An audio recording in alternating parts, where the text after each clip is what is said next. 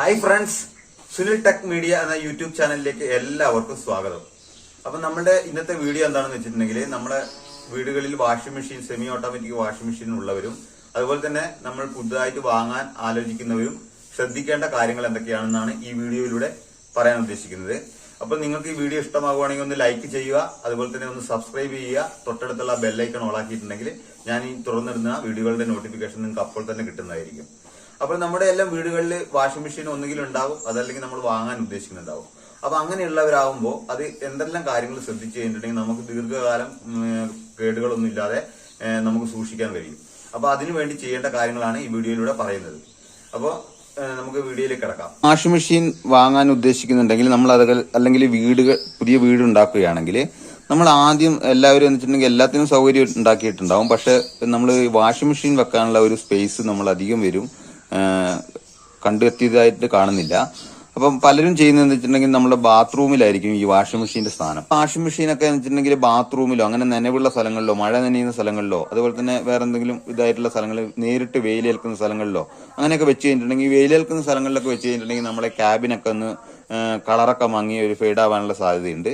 അപ്പൊ അതൊക്കെ ഒഴിവാക്കാൻ വേണ്ടിയിട്ട് നമുക്ക് നേരിട്ട് വെയിലടിക്കാത്ത എന്നാൽ പിന്നെ മഴയേക്കാത്ത നനവില്ലാത്ത സ്ഥലങ്ങളിൽ നമുക്കിത് സെറ്റ് ചെയ്യുകയാണെങ്കിൽ മറ്റുള്ള പ്രശ്നങ്ങളൊന്നും ഉണ്ടാവില്ല. പിന്നെ സാധാരണ വരുന്ന കംപ്ലൈന്റുകൾ നമുക്ക് സാധാരണ ടെക്നീഷ്യനെ വിളിച്ചിട്ട് റെഡിയാക്കാൻ പറ്റുന്നുള്ളൂ. പക്ഷെ ഈ മഴ നനയുകയോ അല്ലെങ്കിൽ പിന്നെ വെള്ളം തെറിച്ച് വീഴുകയോ അങ്ങനെയുള്ള പ്രശ്നങ്ങളൊക്കെ വന്നു കഴിഞ്ഞിട്ടുണ്ടെങ്കിൽ നമുക്കൊരു ടെക്നീഷ്യനെ വിളിച്ച് ചെയ്തു കഴിഞ്ഞാലും അതിന്റെ ആ ഒരു പുതിയതിന്റെ ആ ഒരു ഇത് കിട്ടാൻ സാധ്യതയില്ല. അപ്പൊ അത് തുരുമ്പെടുക്കുകയോ അല്ലെങ്കിൽ പിന്നെ മോട്ടറിലേക്കൊക്കെ വെള്ളം വീഴുകയോ അങ്ങനെയൊക്കെ ചെയ്ത് കഴിഞ്ഞിട്ടുണ്ടെങ്കിൽ നമുക്ക് മോട്ടറൊക്കെ ഫിറ്റാക്കി കഴിഞ്ഞിട്ടുണ്ടെങ്കിൽ നമ്മളുടെ ഈ പിന്നെ മറ്റുള്ള വയറുകളും കാര്യങ്ങളിലൊക്കെ വെള്ളം തെറിച്ച് കഴിഞ്ഞിട്ടുണ്ടെങ്കിൽ അതെല്ലാം കൊറോഷൻ വരാനുള്ള സാധ്യതയുണ്ട്. അപ്പൊ ആ ഒരു കാര്യം നമ്മൾ പ്രത്യേകം ശ്രദ്ധിക്കുക. ഇതുപോലെ ഒരു നല്ല സ്പേസിൽ നമുക്കിത് വെക്കാൻ പറ്റുകയാണെങ്കിൽ, ഈ വാഷിംഗ് മെഷീനിലൊക്കെ അധികം കണ്ടുവരുന്ന ഒരു പ്രശ്നമാണെന്ന് വെച്ചിട്ടുണ്ടെങ്കിൽ കംപ്ലൈന്റ് വരുന്നതിന്റെ അധികം സാധ്യതകളും ഈ കൂറ കയറുക, അതുപോലെ തന്നെ എലി കയറി മുറിക്കുക, അങ്ങനെയുള്ള പ്രശ്നങ്ങളൊക്കെ ഉണ്ട്. അപ്പൊ അതുകൊണ്ട് നമുക്ക് ഇങ്ങനെയുള്ള ഒരു നല്ലൊരു സ്ഥലത്ത് ഇത് സെറ്റ് ചെയ്യുകയാണെങ്കിൽ ഒരു കട്ടയുള്ള ഹൈറ്റിൽ നമുക്ക് ഒരു ഇതുപോലെ പൊന്തിച്ച് കെട്ടിയിട്ട് അതിന്റെ മുകളിൽ നമ്മൾ ഈ പിന്നെ കിച്ചണിലൊക്കെ ഇടുന്ന പോലത്തെ അധികം മിനുസം ഇല്ലാത്ത സൈസ് ടൈൽ ഇടുവാണെങ്കിൽ പിന്നിലൊക്കെ ഇടുമ്പോൾ ഇതിങ്ങനെ തെന്നി മാറുന്ന അല്ലെങ്കിൽ പിന്നെ ജർക്ക് ചെയ്യുന്ന പോലെയൊക്കെ തോന്നും. അപ്പൊ നമ്മൾക്ക് ഇങ്ങനത്തെ ഒരു സ്ഥലം സ്പേസ് റെഡിയാക്കിയിട്ട് ഒരു വാട്ടർ ലെവലിൽ നമ്മൾ ഇതുപോലത്തെ ഒന്നുകിൽ ഇതുപോലത്തെ ടൈലുകളൊക്കെ ഉപയോഗിക്കാം, അതല്ലെങ്കിൽ നമുക്ക് എന്തെങ്കിലും പിന്നെ റബ്ബറിന്റെ എന്തെങ്കിലും ഈ ചവിട്ടി പോലത്തെ സാധനങ്ങൾ വിരിച്ചിട്ടിട്ട് അതിന്റെ മുകളിൽ വെക്കുകയാണെങ്കിൽ ഈ വാഷിംഗ് മെഷീൻ സ്പിന്നൊക്കെ ആകുമ്പോൾ വെച്ചിട്ടുണ്ടെങ്കിൽ ജർക്ക് ചെയ്യുന്ന അല്ലെങ്കിൽ തെന്നി മാറുന്ന ആ പ്രശ്നങ്ങളൊക്കെ ഒഴിവാക്കാൻ സാധിക്കും. അപ്പൊ അതുപോലെ തന്നെ നമ്മൾ ഇതുപോലെ പ്രത്യേകം ശ്രദ്ധിക്കേണ്ട മറ്റൊരു കാര്യമാണ്, നമ്മൾ ഈ വാഷിംഗ് മെഷീൻ വെക്കുമ്പോൾ ഇതുപോലെ നമുക്ക് കുറച്ച് ഹൈറ്റിൽ വെച്ചതിന് ശേഷം നമ്മൾ ഡ്രെയിനേജ് ഹോസ് കുറച്ച് താഴത്തേക്ക് വരണം. നമ്മൾ വാഷിംഗ് മെഷീൻ നിലവിലുള്ള സ്ഥിതിയിൽ നിന്നും കുറച്ച് താഴത്തേക്ക് ആ പൈപ്പ് വെക്കാൻ പറ്റുന്ന സംവിധാനം ആക്കണം. അപ്പൊ പല വീടുകളിലും കാണുന്നതെന്ന് വെച്ചിട്ടുണ്ടെങ്കിൽ ഈ പൈപ്പിലേക്ക് ശരിയായ രീതിയിൽ വെള്ളം പോകില്ല. അപ്പം ഡ്രെയിനേജ് ഹോസിൽ വെള്ളം കെട്ടിക്കിടക്കും. അപ്പൊ അതിൻ്റെ അത് ചെളിയൊക്കെ ഉണ്ടാവും, ചിലപ്പം എന്തെങ്കിലും കോയിനുകളോ ഇതൊക്കെ കുടുങ്ങിയിട്ടുണ്ടാവും. അപ്പൊ കുടുങ്ങി കിടക്കുമ്പോൾ അത് നമ്മുടെ വാഷിംഗ് മെഷീൻ കംപ്ലൈന്റ് ആക്കാനുള്ള ഒരു സാധ്യതയുണ്ട്. അപ്പൊ അതുകൊണ്ട് നമ്മൾ ഈ വാഷിംഗ് മെഷീൻ വെക്കുന്നതിനെക്കാട്ടും കുറച്ച് വേണമെങ്കിൽ ഒരു ഇഞ്ചെങ്കിലും താഴേക്ക് വേണം നമ്മൾ ഈ ഡ്രെയിനേജ് ഹോസ് സെറ്റ് ചെയ്യാൻ വേണ്ടിയിട്ട്. ഇത് പൊന്തി നിന്ന് കഴിഞ്ഞിട്ടുണ്ടെങ്കിൽ അപ്പൊ ഇതിങ്ങനെ തന്നെയായിരിക്കും ചെയ്യുന്നത്, പക്ഷെ ഇത് കുറച്ച് ഇങ്ങനെയായിരിക്കും നിൽക്കുക. അപ്പം ഈ വെള്ളം ശരിയായ രീതിയിൽ പോവില്ല, പൈപ്പിൽ കെട്ടിക്കിടക്കും. ഔട്ട്ലെറ്റ് ഹോസിൽ വെള്ളം കെട്ടിക്കിടന്നിട്ട് അവിടെ പിന്നെ എന്തെങ്കിലും വന്ന് തങ്ങി നൂലൊക്കെ വന്ന് തങ്ങിയതിന് ശേഷം അത് ബ്ലോക്ക് ആവാനുള്ള സാധ്യതയുണ്ട്. അപ്പൊ അത് കൂടുതൽ പ്രശ്നങ്ങൾ ഉണ്ടാക്കാനുള്ള സാധ്യതയുണ്ട്. അപ്പൊ അത് ഒന്ന് ശ്രദ്ധിക്കേണ്ട കാര്യമാണ്. നമുക്ക് ഇതുപോലെയുള്ള ഒരു സൗകര്യം ഒരുക്കാൻ സാധിക്കുമെങ്കിൽ ഏറ്റവും നല്ലത് ഇതാണ്. എന്ന് വെച്ചിട്ടുണ്ടെങ്കിൽ ഇതിന് യാതൊരു കുഴപ്പവും സംഭവിക്കില്ല. കാരണം നേരിട്ട് മഴ ഏൽക്കുന്നില്ല, അതുപോലെ തന്നെ വെയിൽ കൊള്ളുന്നില്ല.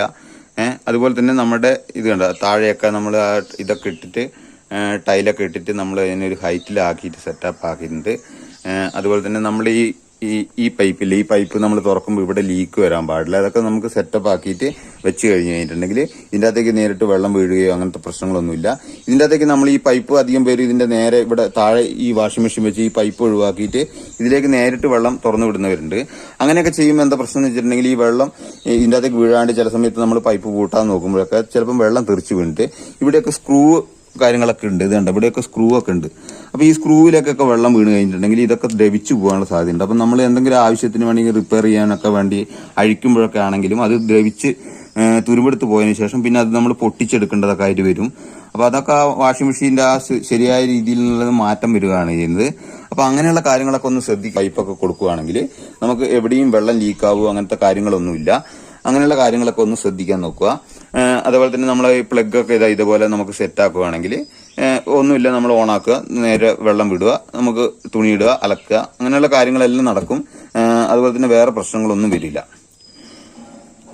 പിന്നെ അതുപോലെ തന്നെ നമ്മൾ പ്രത്യേകമായിട്ട് സെമി ഓട്ടോമാറ്റിക് വാഷിംഗ് മെഷീൻ ശ്രദ്ധിക്കേണ്ടത്, നമുക്ക് ഇതിൻ്റെ അത് ഇതുപോലത്തെ കൺട്രോളുകൾ ഉണ്ടാവും. ഇതുപോലെ തിരിക്കുന്ന കൺട്രോളുകളായിരിക്കും ഉണ്ടാവുക. അപ്പോൾ ഈ കൺട്രോളുകൾ നമ്മൾ പിന്നെ ഈ ടൈമർ എന്നാണ് പറയുന്നത്. ഇത് വരുന്ന 2 കൺട്രോളുകളാണ്. ഒന്ന് നമ്മൾ വാഷിന് വേണ്ടിയിട്ട് ഉപയോഗിക്കുന്ന ടൈമർ. അത് നമ്മൾ എത്ര സമയം തിരിച്ചു വെക്കുന്നോ അത്രയും സമയം അത് വർക്ക് ചെയ്യുകയാണ് ചെയ്യുക. അപ്പോൾ അത് നമ്മൾ കറണ്ട് ഉള്ളപ്പോൾ മാത്രം വർക്ക് ചെയ്യുന്ന രീതിയിലുള്ളതുണ്ട്. അതല്ലാണ്ട് നമ്മൾ തിരിച്ചു വെച്ച് കഴിഞ്ഞിട്ടുണ്ടെങ്കിൽ നമ്മളെ ക്ലോക്ക് വരുന്ന പോലെ പിന്നെ സൗണ്ട് വരുന്നതായിരിക്കും. അത് ഓട്ടോമാറ്റിക്കായിട്ട് റിട്ടേൺ ആയിട്ട് ഇങ്ങനെ മെല്ലെ തിരിഞ്ഞു വരുന്നതായിരിക്കും. അപ്പോൾ ഇത് ഏതായാലും നമ്മൾ ഇതിങ്ങനെ തിരിക്കുമ്പോൾ എപ്പോഴും ക്ലോക്ക് വൈസിൽ മാത്രം തിരിക്കാൻ ശ്രദ്ധിക്കുക. അധികം പേരും എന്താ ചെയ്യുക എന്ന് വെച്ചിട്ടുണ്ടെങ്കിൽ ഇതേപോലെ ക്ലോക്ക് വൈസിൽ തിരിച്ചു വെക്കും. തിരിച്ചു വെച്ചിട്ട് നമുക്ക് ആവശ്യമുള്ള കഴിഞ്ഞിട്ട് പിന്നെ നമ്മൾ റിട്ടേൺ ആന്റി ക്ലോക്ക് വൈസിലേക്ക് തിരിച്ചു വെക്കും. അപ്പോൾ അങ്ങനെ തിരിച്ചു വെക്കുന്നത് നമ്മളുടെ ഈ ടൈമർ പെട്ടെന്ന് നശിച്ചു പോകാനുള്ള സാധ്യതയുണ്ട്. അപ്പോൾ അതുകൊണ്ട് നമ്മളിത് എങ്ങനെ തിരിച്ചു വെച്ചോ അതേ മുകളിൽ തന്നെ കിടക്കണം. എന്നിട്ട് ഓട്ടോമാറ്റിക്കായിട്ട് അത് തിരിഞ്ഞ് വരണം. അല്ലാണ്ട് നമ്മൾ ഇങ്ങനെ അങ്ങോട്ടും ഇങ്ങോട്ടൊക്കെ അടിച്ചു കഴിയുമ്പോൾ ഇത് പെട്ടെന്ന് കംപ്ലൈന്റ് ആവാനുള്ള സാധ്യതയുണ്ട്. അതുപോലെ ഇതൊക്കെ ഉപയോഗിക്കുമ്പോൾ കുറച്ച് ശ്രദ്ധാപൂർവ്വം നമ്മൾ ഉപയോഗിക്കുകയാണെങ്കിൽ നമുക്ക് വർഷങ്ങളോളം തന്നെ ഒരു കുഴപ്പമില്ലാത്ത രീതിയിൽ ചെയ്ത് കിട്ടും. ഇപ്പോൾ തിരിച്ചു വെച്ച് കഴിഞ്ഞിട്ടുണ്ടെങ്കിൽ കണ്ടോ ഒരു സൗണ്ട് കേട്ടോ. ഈ സൗണ്ട് വരുന്നത് നമ്മൾ ഓട്ടോമാറ്റിക്കായിട്ട് ഇത് കറണ്ട് ഇല്ലെങ്കിലും കറണ്ട് ഉണ്ടെങ്കിലും ഇത് തന്നെ തിരിഞ്ഞു വരുന്നുണ്ട്. അപ്പോൾ തിരിഞ്ഞു വരുമ്പോൾ അത് ഓട്ടോമാറ്റിക്കായിട്ട് വന്നിട്ട് 0-ൽ കിടന്നോളൂ. നമുക്കതിന് കറണ്ട് ചിലവൊന്നുമില്ല, നമ്മൾ കറണ്ട് ഓഫാക്കി ഇട്ടാൽ മതി. അപ്പോൾ തന്നെ തിരിഞ്ഞു വന്നോളൂ. അത് നമ്മൾ അല്ലാണ്ട് കൈ കൊണ്ട് തിരിച്ചു വെച്ച് കഴിഞ്ഞിട്ടുണ്ടെങ്കിൽ അത് കംപ്ലൈന്റ് ആവാനുള്ള സാധ്യതയുണ്ട്.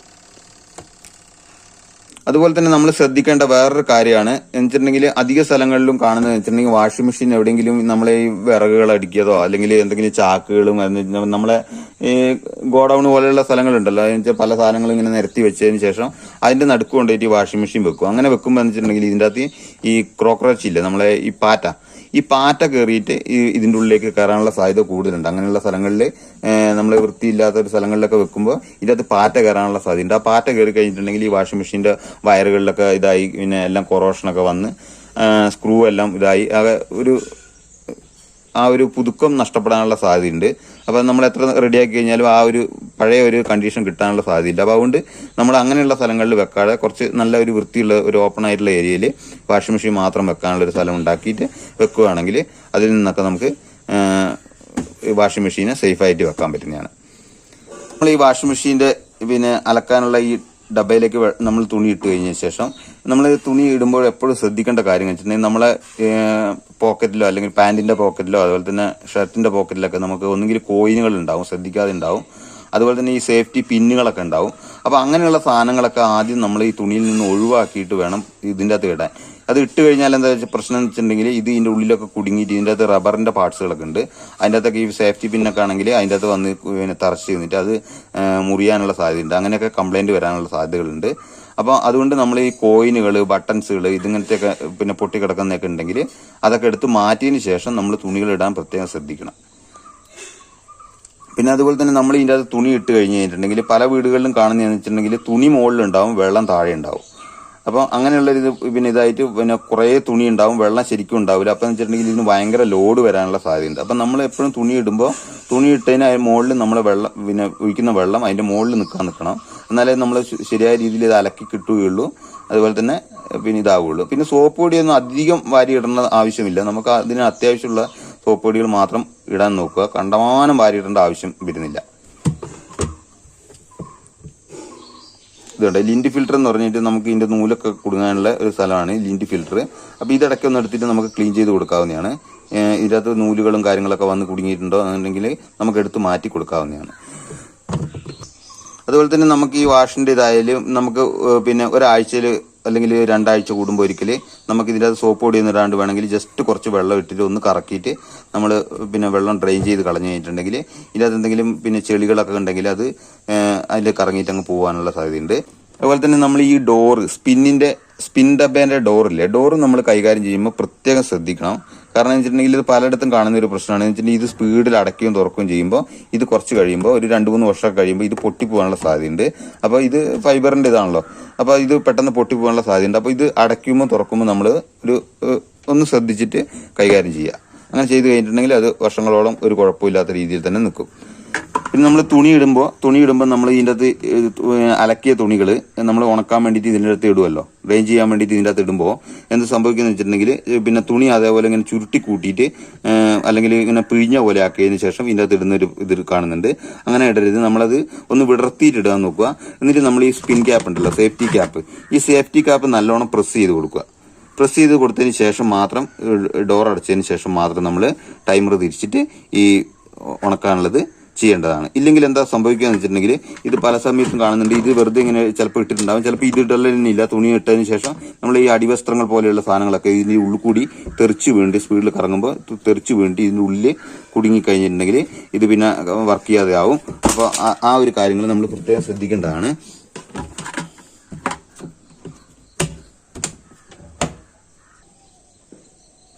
അതുപോലെ തന്നെ നമ്മളെ വാഷിംഗ് മെഷീൻ പിന്നെ കൂടുതലായിട്ട് കണ്ടുവരുന്ന ഒരു പ്രശ്നമാണ് നമ്മളെ എലി കയറിയിട്ട് ഈ വാഷിംഗ് മെഷീന്റെ വയറുകളും കാര്യങ്ങളൊക്കെ മുറിച്ചത്. അപ്പോൾ പല സ്ഥലങ്ങളിലും നമ്മൾ സ്ഥിരമായിട്ട് ഉപയോഗിച്ചുകൊണ്ടിരിക്കുന്നതിലാണെങ്കിൽ അങ്ങനെ ഉണ്ടാവില്ല. അപ്പം നമ്മൾ വീട്ടിൽ നിന്ന് എവിടെയെങ്കിലും ഒരാഴ്ചയൊക്കെ വന്ന് വിട്ട് നിന്നിട്ട് തിരിച്ചു വരുമ്പോൾ അധികം വാഷിംഗ് മെഷീനും ഉണ്ടാവും, വയറെല്ലാം മുറിച്ച് പിന്നെ വർക്ക് ചെയ്യാത്ത രീതിയിലുണ്ടാവും. വയറും അതുപോലെ തന്നെ ഈ ഫൈബറിന് ഇതാണെങ്കിൽ അതിന്റെ കേസ് വരെ മുറിച്ച് കളഞ്ഞിട്ടുണ്ടാവും ഉള്ളിൽ കയറിയിട്ട്.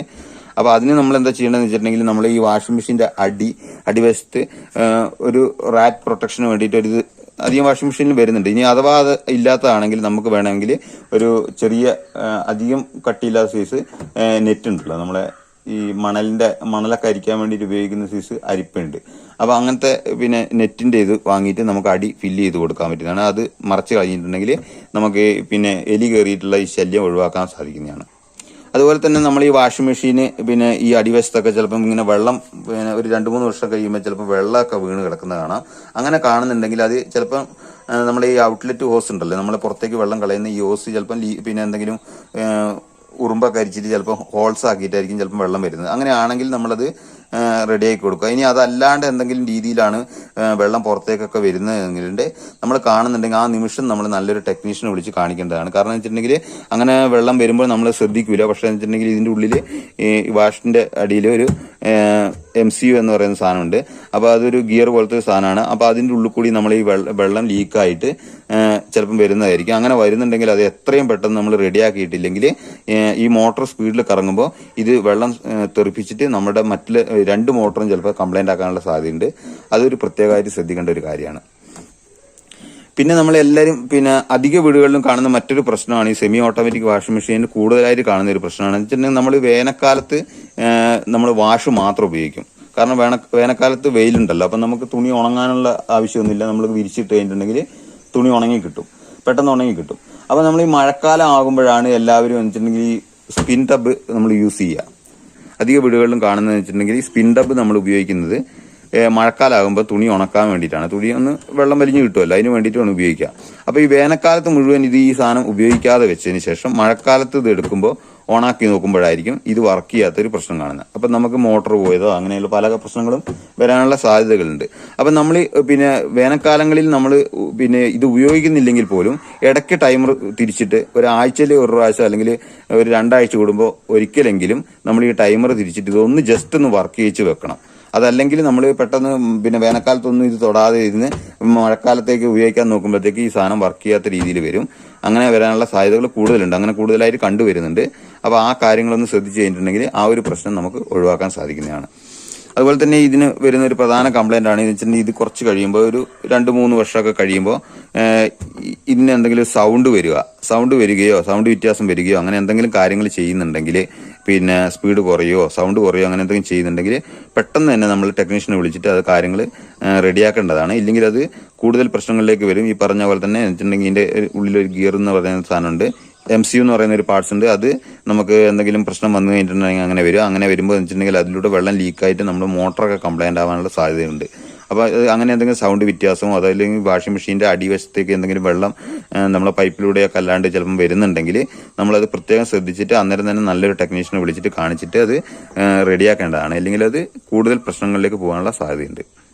അപ്പോൾ ഇത്രയൊക്കെ കാര്യങ്ങളാണ് നമ്മുടെ ഒരു സെമി ഓട്ടോമാറ്റിക് വാഷിംഗ് മെഷീൻ. ഇത്രയൊക്കെ കാര്യങ്ങൾ ശ്രദ്ധിച്ചാൽ തന്നെ നമുക്ക് വർഷങ്ങളോളം കേടുകൂടാതെയും അതുപോലെ തന്നെ പുതിയതുപോലെ തന്നെ നിലനിർത്താൻ സാധിക്കുന്നതാണ്. അപ്പോൾ ഇത് ഏകദേശം ഒരു 2 വർഷം കഴിഞ്ഞ ഒരു വാഷിംഗ് മെഷീനാണ്. നമ്മൾ പുതിയതുപോലെ തന്നെ ഉള്ളത് ഇത്രയും കാര്യങ്ങൾ ശ്രദ്ധിക്കുന്നതുകൊണ്ടാണ്. വാഷിംഗ് മെഷീൻ വാങ്ങിക്കഴിഞ്ഞ് കഴിഞ്ഞിട്ടുണ്ടെങ്കിൽ ഒരു 10 വർഷവും 15 വർഷമെങ്കിലും മിനിമം നമുക്ക് ഉപയോഗിക്കാൻ പറ്റും. ഇത്രയും കാര്യങ്ങൾ ശ്രദ്ധിച്ചു കഴിഞ്ഞിട്ടുണ്ടെങ്കിൽ ഉപയോഗിക്കാൻ പറ്റും. നിങ്ങൾക്ക് ഈ വീഡിയോ ഇഷ്ടമായിട്ടുണ്ടെങ്കിൽ ഒന്ന് ലൈക്ക് ചെയ്യുക. അതുപോലെ ഇതുവരെ സബ്സ്ക്രൈബ് ചെയ്തില്ലെങ്കിൽ സബ്സ്ക്രൈബ് ചെയ്യുക. നിങ്ങളുടെ സുഹൃത്തുക്കൾക്കൊക്കെ ഒന്ന് ഷെയർ ചെയ്ത് കൊടുക്കുക. ഈ വീഡിയോയെക്കുറിച്ചുള്ള നിങ്ങളുടെ അഭിപ്രായങ്ങൾ കമന്റിലൂടെ അറിയിക്കുക. ഉപകാരപ്രദമായ പുതിയൊരു വീഡിയോയുമായി വീണ്ടും കാണാം. താങ്ക്